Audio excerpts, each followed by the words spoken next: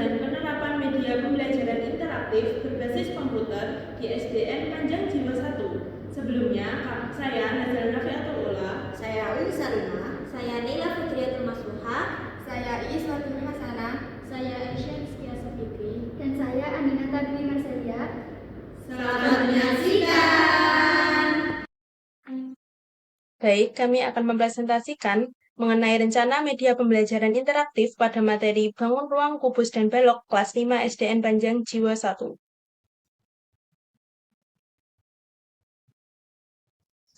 Poin pembahasan yang akan kami sampaikan adalah pertama latar belakang, yang kedua profil sekolah, yang ketiga hasil observasi, yang keempat kendala saat observasi, kelima konsep media pembelajaran dan pembagian tugas yang kami paparkan melalui Miro, yang keenam alur penerapan media pembelajaran interaktif yang kami paparkan melalui Draw.io, yang ketujuh bahan ajar, yang kedelapan materi ajar, yang kesembilan referensi, dan yang terakhir kesimpulan.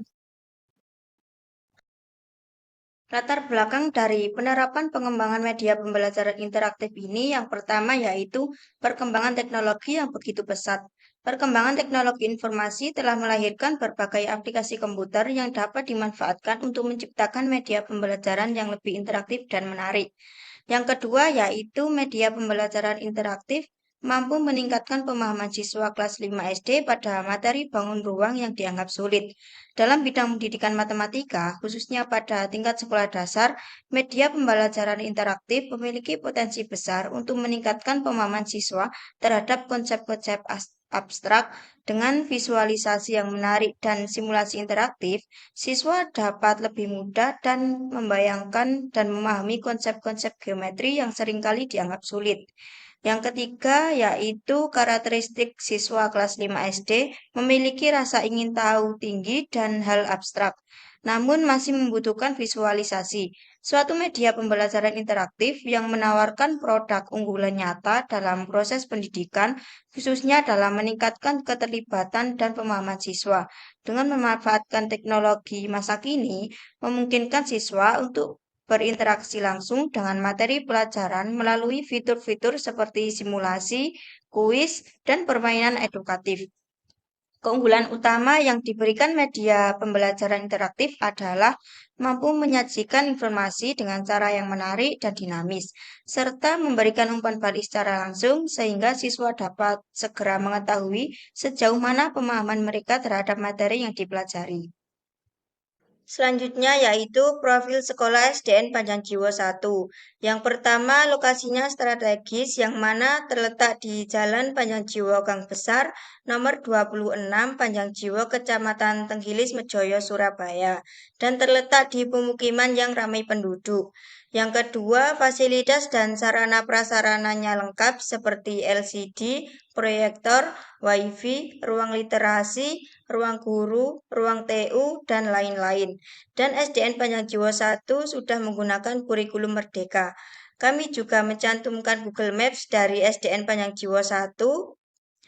Dan ini gambar Google Maps dari SDN Panjang Jiwa 1 yang mana jarak tempuh dari titik kumpul kami yaitu Uinsa menuju ke SDN Panjang Jiwa 1 dengan jarak 4,4 km yang dapat ditempuh kurang lebih 12 menit. Selanjutnya yaitu visi dan misi SDN Panjang Jiwa 1. Visi dari SDN Panjang Jiwa 1 yaitu membentuk siswa yang berprestasi, semangat dalam membaca dan berkarya yang berdasarkan IMTAK dan IPTEK. Misi dari SDN Panjang Jiwa 1 yang pertama yaitu meningkatkan kecerdasan intelektual siswa berdasarkan IMTAK dan IPTEK. Yang kedua yaitu mengembangkan bakat dan kreatif siswa. Yang ketiga meningkatkan minat baca dan tulis. Yang keempat melaksanakan pembelajaran yang inovatif dan kondusif. Yang kelima menciptakan suasana yang harmonis dalam bekerja. Yang keenam mengupayakan peningkatan mutu sekolah. Yang ketujuh yaitu menumbuhkan dan mengembangkan kepedulian siswa terhadap lingkungan sekolah. Yang kedelapan, meningkatkan kerukunan, gotong royong, dan kekeluargaan warga sekolah. Dan yang terakhir yaitu mewujudkan lingkungan sekolah yang berwawasan adiwiyata. Selanjutnya, metode observasi yang kami gunakan adalah dengan wawancara. Kami menunjukkan wawancara kepada 3 pihak, yakni yang pertama adalah wawancara kepada kepala sekolah, yang tentunya pertama kami meminta izin terlebih dahulu, apakah kami diberikan izin untuk dapat melakukan penelitian mengenai media pembelajaran interaktif berbasis komputer di SDN Panjang Jiwa 1. Dan alhamdulillah kami diberikan izin oleh kepala sekolah.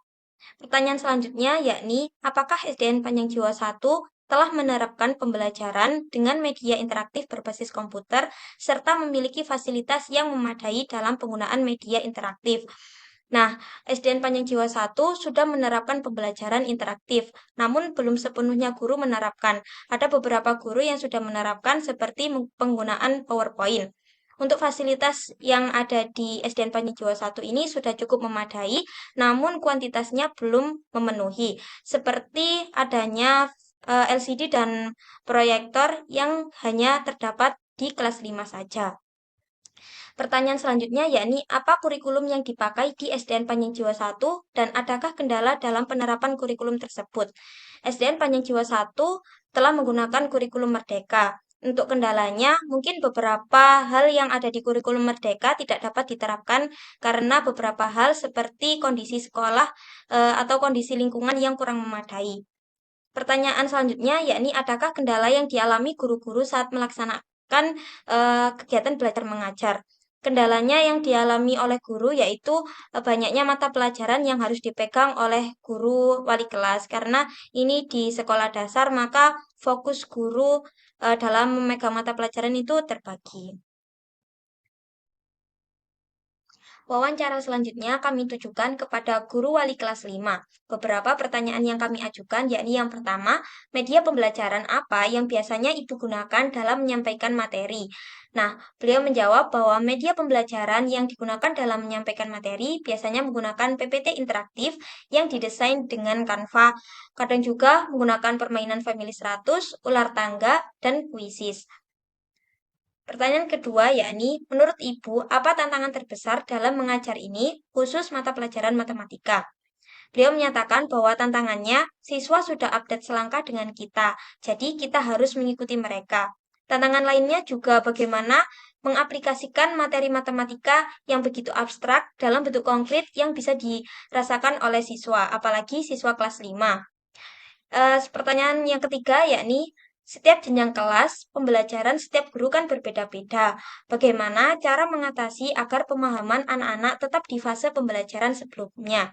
Beliau menjelaskan bahwa sebelumnya dari awal guru-guru itu sudah membuat kesepakatan terkait metode atau cara penyampaian pembelajaran setiap kelas, agar setiap pembelajarannya sama dengan kelas yang lain dan menghindari perbandingan pembelajaran. Dan pertanyaan yang keempat yakni, target materi pembelajaran di kelas 5 semester 1 itu sampai mana? Beliau menjawab bahwa untuk saat ini masih mempelajari akar dan pangkat.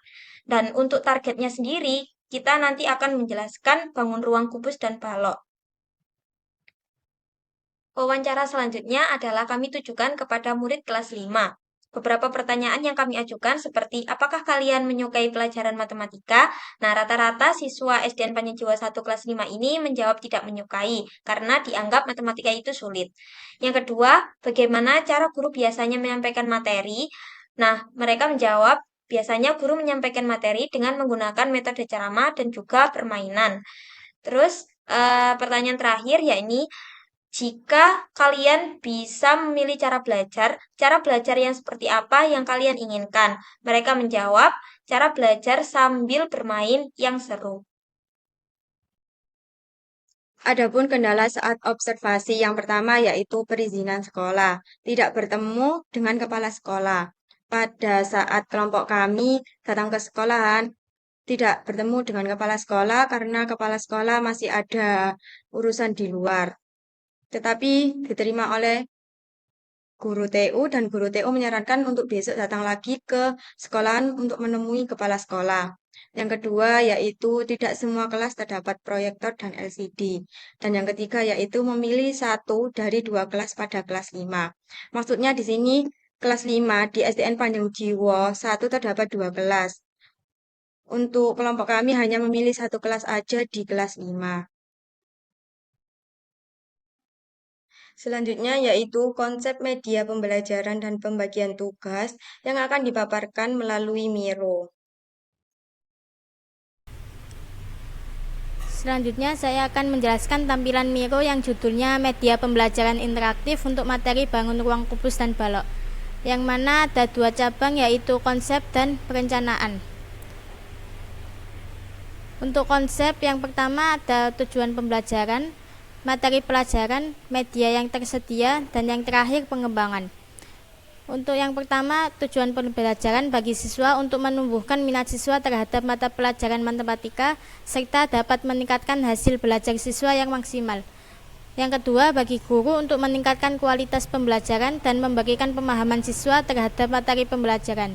Guru lebih kreatif dalam menyampaikan materi pembelajaran. Yang ketiga, bagi orang tua untuk memahami dan mendukung proses pembelajaran anak dan memfasilitasi pembelajaran anak di rumah. Yang terakhir, bagi kepala sekolah untuk meningkatkan mutu pendidikan dan efektivitas pembelajaran dan menciptakan belajar yang inovatif. Selanjutnya ada materi pelajaran. Materi pelajaran ada konten geometri dan tujuan elemen geometri. Konten geometri yang berfokus pada materi bangun ruang kubus dan balok ada di buku paket matematika kelas 5, yang isinya definisi kubus dan balok, karakteristik kubus dan balok, rumus luas permukaan kubus dan balok, dan yang terakhir rumus volume kubus dan balok. Selanjutnya ada tujuan elemen geometri ada di Undang-Undang Kurikulum Kemdikbud. Selanjutnya ada media yang tersedia, yaitu ada Google Doc, Google Form, Google Slide, Wikeditor, Canva, Draw.io, dan Miro. Google Doc untuk pembuatan proposal dan pembuatan materi ajar dan bahan ajar. Pembuatan proposal ada pendahuluan dan pembahasan. Pendahuluan yang isinya latar belakang, rumusan masalah, tujuan penelitian, manfaat penelitian, dan yang terakhir batasan penelitian. Selanjutnya ada pembuatan materi ajar dan bahan ajar. Ada pendahuluan yang isinya latar belakang, bahan ajar ada standar kompetensi, kompetensi dasar, indikator, dan yang terakhir tujuan pembelajaran. Selanjutnya ada materi ajar yang isinya tujuan pembelajaran dan uraian materi ajar. Uraian materi ajar isinya definisi balok dan kubus, karakteristik balok dan kubus, volume balok dan kubus, luas permukaan balok dan kubus, penyelesaian masalah gabungan balok dan kubus, dan yang terakhir latihan soal. Selanjutnya ada referensi. Selanjutnya setelah itu Google Form untuk mengisi data angket, Google Slide untuk menyampaikan presentasi yang isinya latar belakang, profil sekolah, hasil observasi, kendala observasi, konsep media pembelajaran dan pembagian tugas Miro, alur penerapan media pembelajaran interaktif Draw.io, bahan ajar dan materi ajar. Wikeditor untuk penyampaian media pembelajaran, Canva untuk pembuatan desain pembelajaran, Draw.io untuk pembuatan flowchart, Miro untuk pembuatan perencanaan pembelajaran. Selanjutnya pengembangan ada pembuatan rencana media, ada desain Canva dan Wikeditor. Desain Canva untuk membuat kerangka animasi pembelajaran, Wikeditor untuk membuat media pembelajaran interaktif. Uji coba untuk penerapan media pembelajaran kepada siswa kelas 5 SDN Panjang Jiwa 1. Evaluasi untuk efektivitas media yang mana untuk pengisian angket guru dan pengisian angket siswa. Revisi untuk perbaikan hasil. Selanjutnya ada perencanaan format media yaitu media pembelajaran interaktif berbasis komputer. Ada tampilan utama yaitu isinya judul dan play, tampilan menu, berdoa, materi, ada isi penampilan animasi materi, penampilan game pemantik, penampilan 3D, sifat karakteristik kubus, sifat karakteristik balok, menghitung volume kubus, menghitung volume balok, menghitung luas permukaan kubus, dan yang terakhir menghitung luas permukaan balok. Dan yang terakhir latihan soal, ada bentuk soal biasa dan bentuk soal cerita. Selanjutnya yang terakhir penutup yaitu salam. Selanjutnya ada pengisian angket untuk siswa dan untuk guru.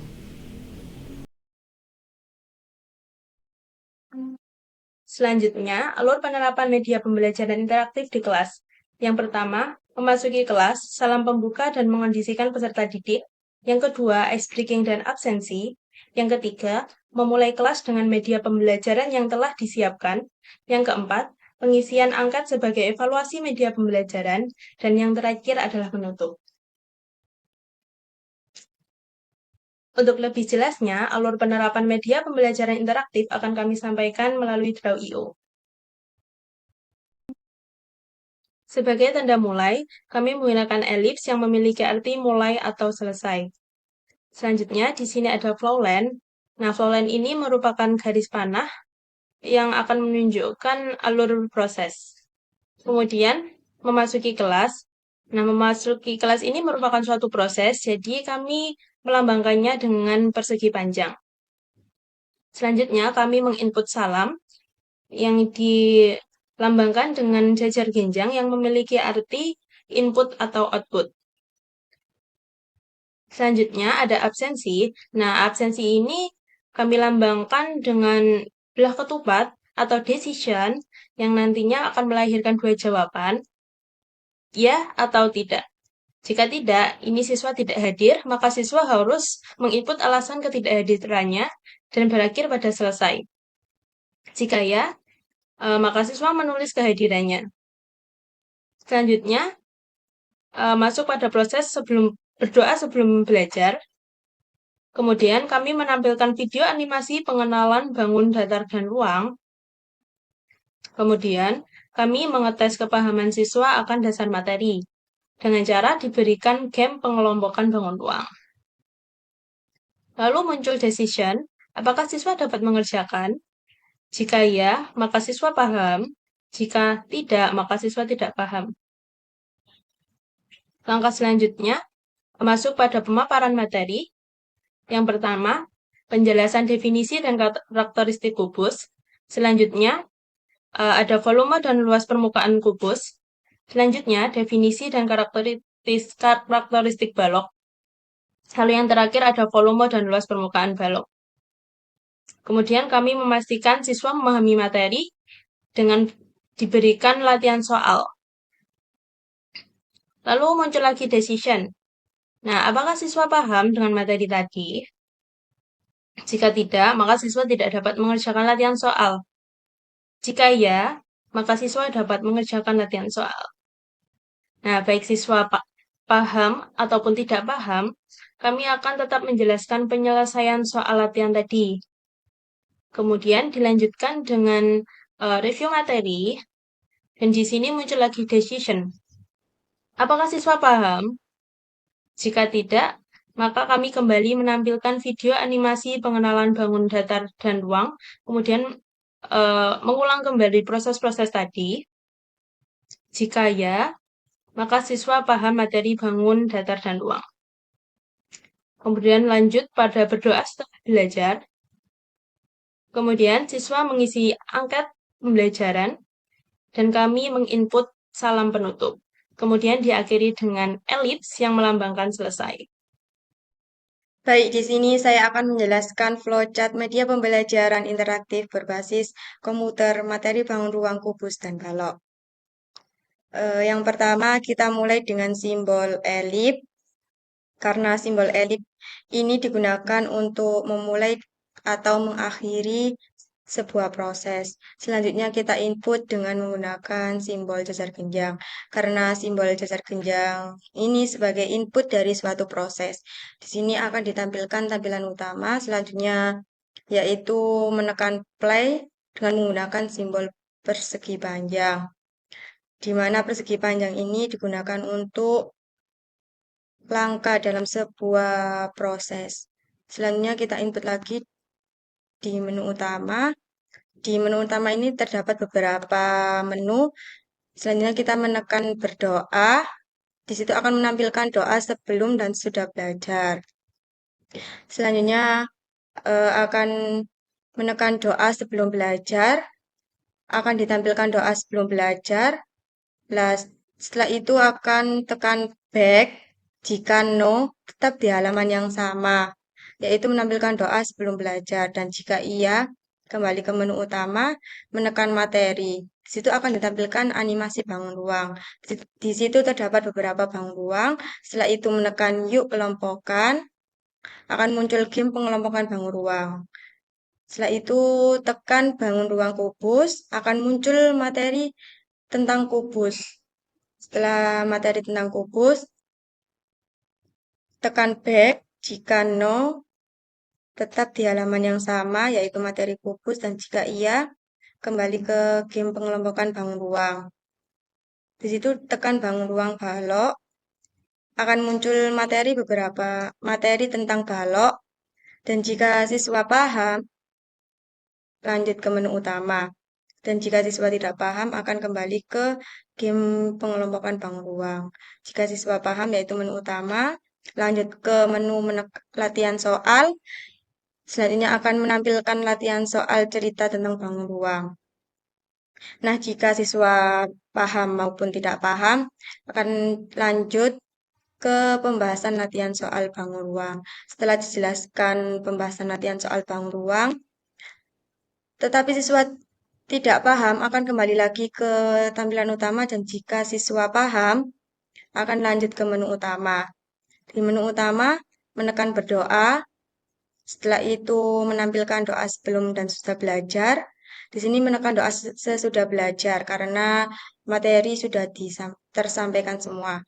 Di situ akan menampilkan doa sesudah belajar, dan diakhiri dengan simbol elip, yaitu selesai. Berikut adalah tampilan media pembelajaran interaktif yang akan kami terapkan di SDN Panjang Jiwa 1. Di sini terdapat tampilan utama yang berisikan judul, yaitu bangun ruang, kubus, dan balok. Selanjutnya yaitu pada tampilan menu terdapat menu berdoa.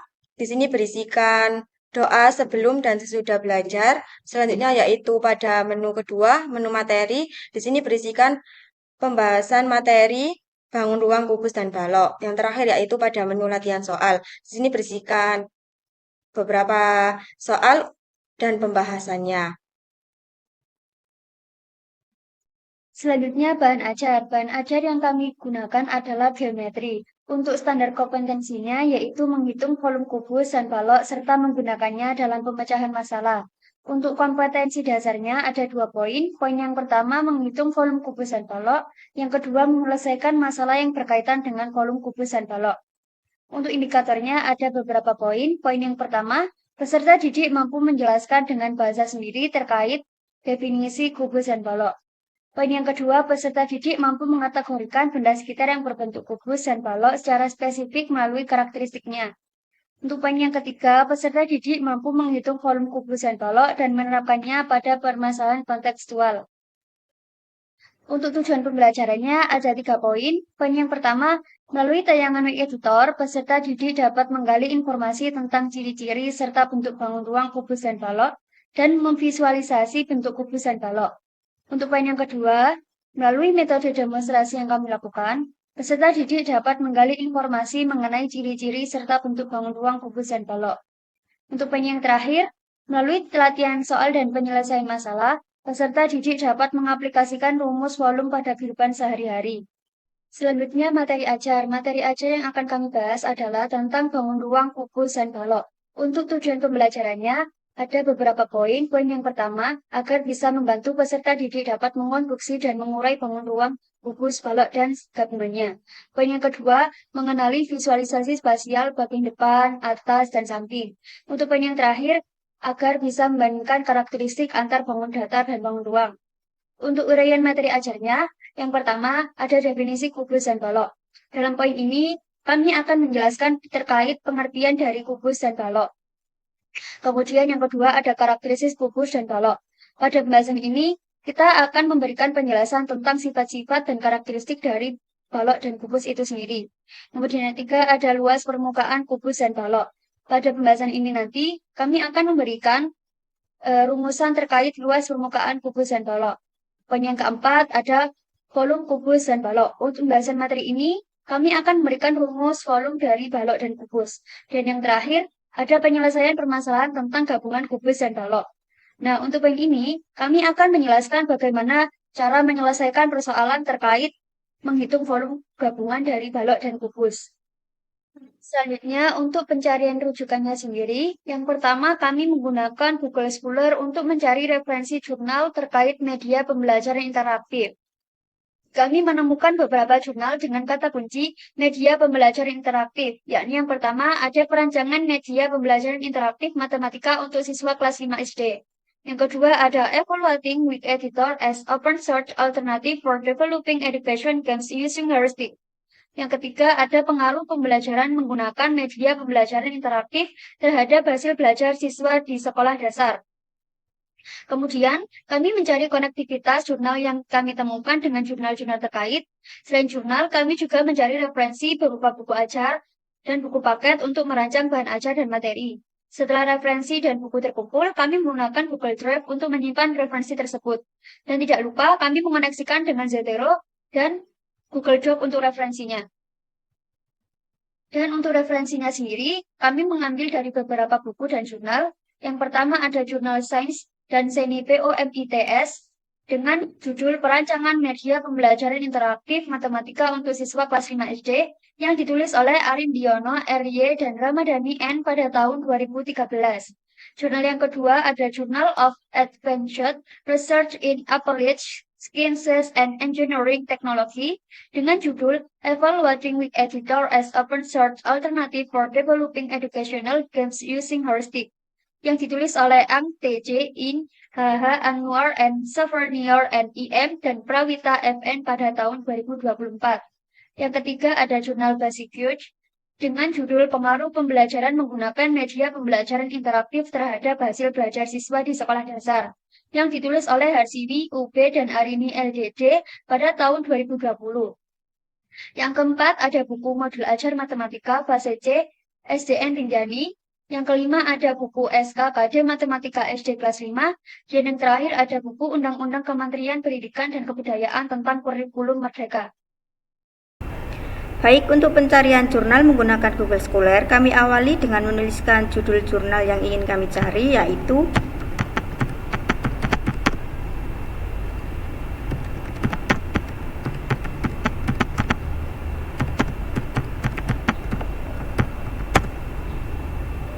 Nah, jurnal ini yang kami jadikan untuk referensi.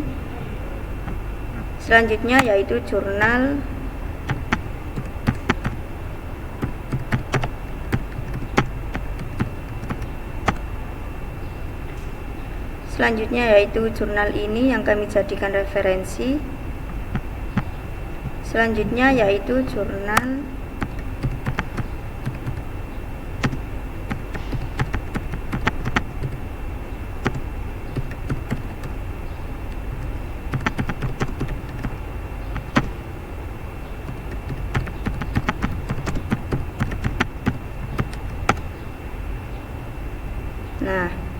Selanjutnya yaitu jurnal ini yang kami jadikan untuk referensi.